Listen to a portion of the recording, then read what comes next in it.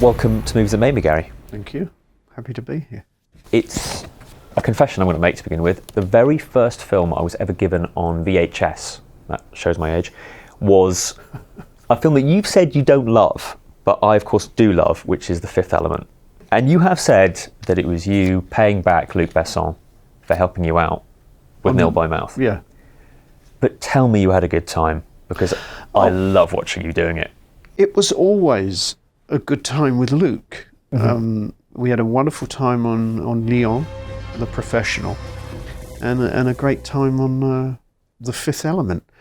It was one of those things where he had helped me out with Nil by Mouth, and I knew the call was coming, and I had not read the script or anything, and he said, "Will you be in my film?" And I said, "Yes." I was sort of obligated to be in it, and it is a favourite of people. So a few months later, after saying yes, I'll do it, you're wearing a plastic shield across your forehead. Yeah.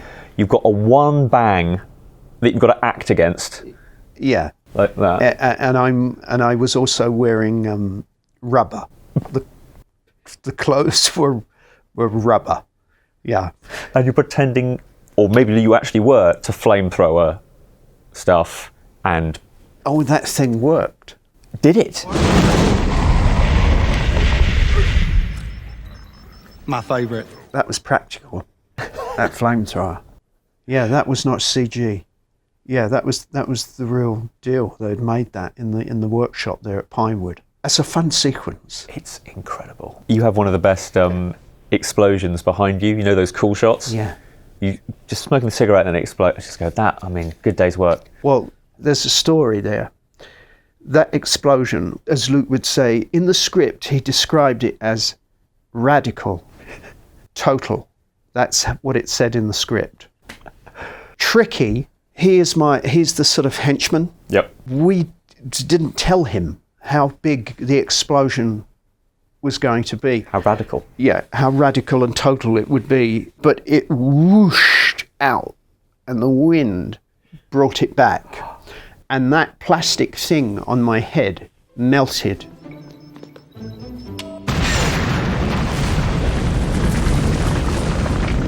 And Tricky soiled his costume.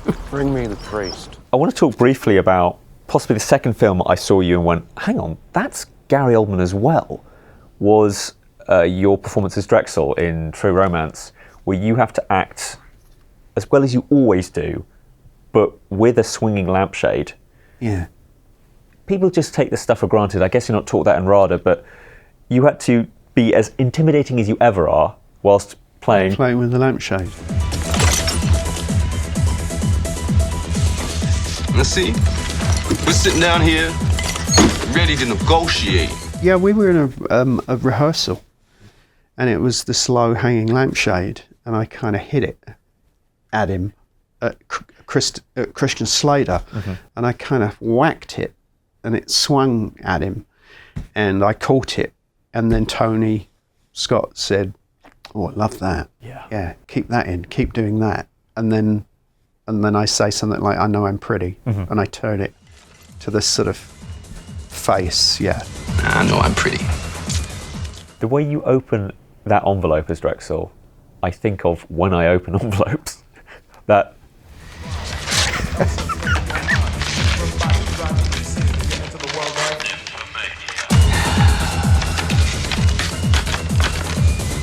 See it.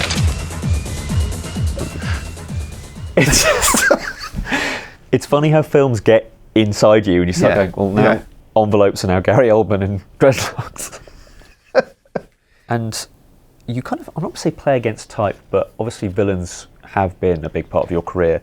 But with the Dark Knight trilogy, you had the opportunity to play the guy who gets the coffee rather than the Joker. Yeah. If we're going to play games, I'm going to need a cup of coffee. The good cop, bad cop routine? Not exactly. And was that something you relished? Or was it just another job, maybe? No, I think that the villain thing really came out of the work I'd done with Besson. Yes. You do get a little pigeonholed, Don't move, Professor Robinson. typecast. You give it up or I swear I'll bury you out here. Did you shoot the president? I didn't shoot anybody, no, sir. Find this panda and bring him to me. Yes, sir. They would think of someone as Harrison Ford he used to call me Scary Gary. I'll do anything to save my family. Don't ask me for something I can't give. The most powerful man on the earth, and now suddenly there are things you cannot do. This is very curious. So they would think of me as the villain, and it was this man here, actually, Douglas, who put the idea into Nolan's head to not cast me as Scarecrow. As Scarecrow. You'd be wasted with a bag over your head. It's one I haven't done, though. And play the good guy. I mean, the best guy. The good guy. Yes. The incorruptible, straight as an arrow, Jim Gordon. And it was, it's quite challenging. It's that thing of turning up and Batman's already got there first. You're a detective, but you don't really get a chance to do any detecting because Batman's done it all for you before you get there. So it's a sort of... I see you've done everything here, so yeah, it really is. I'll do the paperwork then, Batman. Okay, great. Yeah, back to the precinct. Yes, exactly. But it was enormous. And I love that in the final part of the second film of The Dark Knight, you say the best title drop, I think, of any movie ever. By that I mean, you deliver the lines, He's a silent guardian, a watchful protector, a dark knight. title card. Yeah. Do you still get a kick out of those little moments, like in the business, where you have, for me, for fans, a moment where you go, the fans are gonna love this? I mean, I remember recording it Yeah. in freezing cold in a deserted, derelict Battersea power station. That's where I recorded it, freezing my nuts off. Mm-hmm. But so you don't really go. This is gonna land. You know you're yeah, Dark yeah, Knight. That's it. Christian's in his trailer. Oh, okay, we got to wrap out of here. We just got a wild line for you. The Dark Knight. Let me go. Can I go again on that? I'll just say that again. Can I do another one?